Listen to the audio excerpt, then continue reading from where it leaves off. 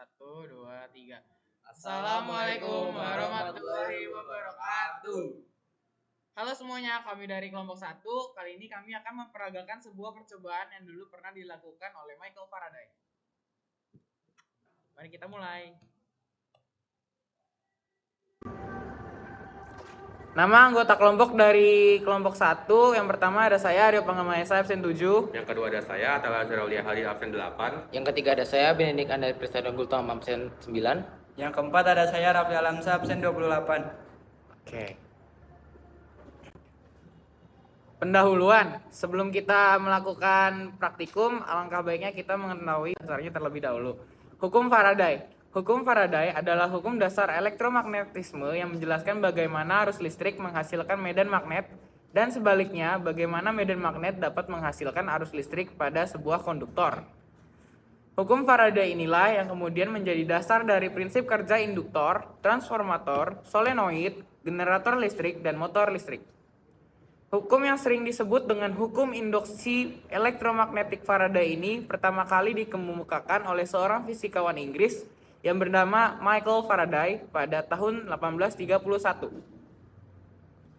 Induksi elektromagnetik adalah gejala timbulnya gaya gerak listrik atau GGL di dalam suatu kumparan bila terdapat perubahan flux magnetik pada konduktor pada kumparan tersebut atau bila konduktor bergerak relatif melintasi medan magnet. Sedangkan yang dimaksud dengan flux adalah banyaknya jumlah garis gaya yang melewati luasan suatu bidang yang tegak lurus garis gaya magnetik. Selanjutnya, kita akan membacakan bunyi hukum Faraday 1. Setiap perubahan medan magnet pada kumparan akan menyebabkan gaya gerak listrik atau GGL yang diinduksi oleh kumparan tersebut.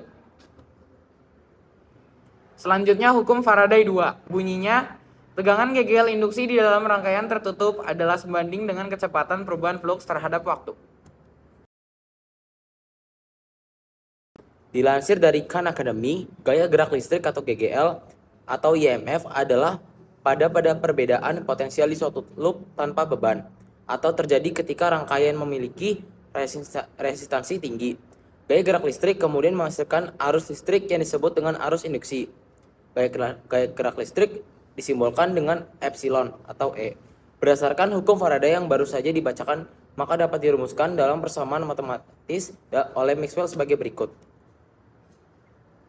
Rumus hukum Faraday, epsilon sama dengan minus n dikali delta pi per delta t. Epsilon sama dengan GGL induksi dengan satuan volt, n sama dengan jumlah lilitan kumparan, delta pi sama dengan perubahan flux magnetik dengan satuan Weber, delta t sama dengan selang waktu dengan satuan s atau second. Tanda negatif menandakan arah gaya gerak listrik atau GGL induksi.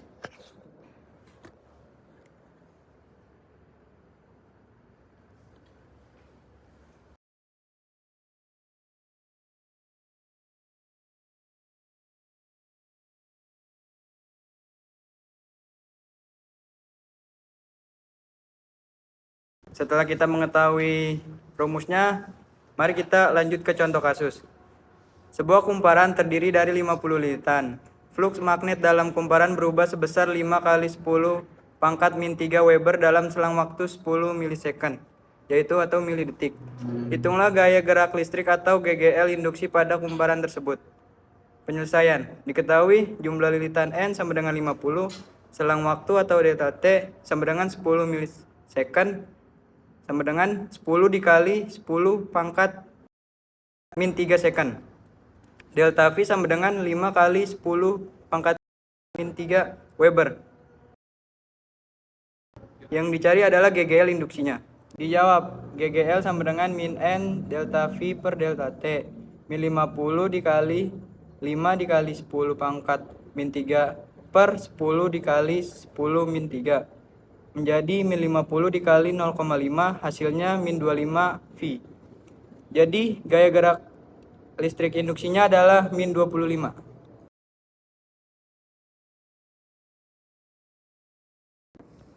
Percobaan Faraday. Dalam percobaan Faraday atau sering dikenal dengan istilah eksperimen Faraday ini, Michael Faraday mengambil sebuah magnet dan sebuah kumparan yang terhubungkan ke dalam galvanometer. Pada awalnya, magnet diletakkan agak berjauhan dengan kumparan sehingga tidak ada defleksi dari galvanometer. Jarum pada galvanometer tetap menunjukkan angka 0. Ketika magnet bergerak masuk ke dalam kumparan, jarum pada galvanometer juga bergerak menyimpang ke satu arah tertentu ke kanan. Pada saat magnet didiamkan pada posisi tersebut,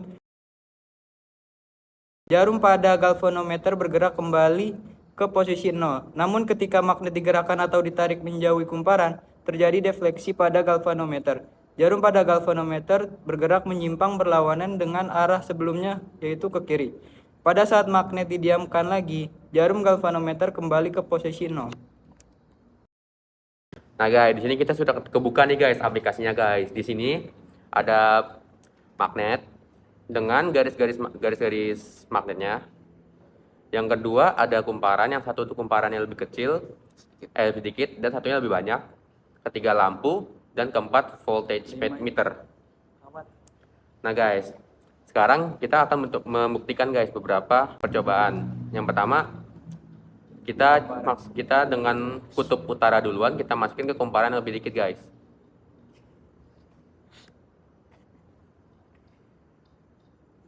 Tuh guys, bisa dilihat di lampunya nyala lampunya sedikit redup ya guys.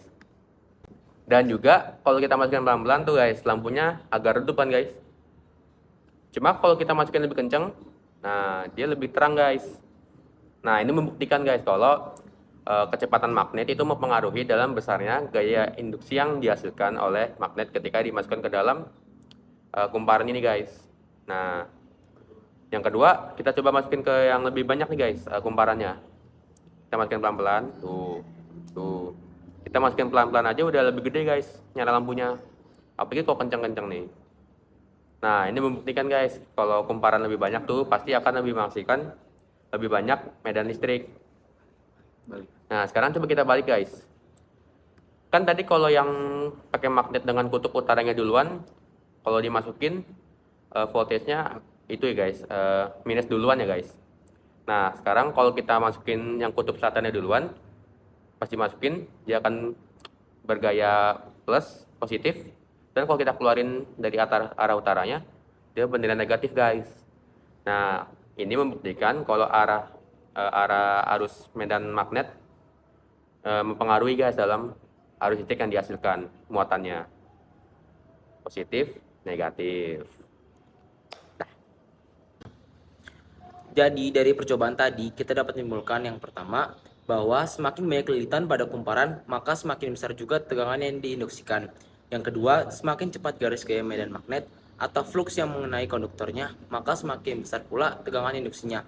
Dan yang terakhir, semakin besar jumlah garis gaya medan magnet atau flux yang mengenai konduktornya maka semakin besar juga tegangan induksinya. Sekian dari kami. Terima kasih. Oke. Terima kasih guys. Ya.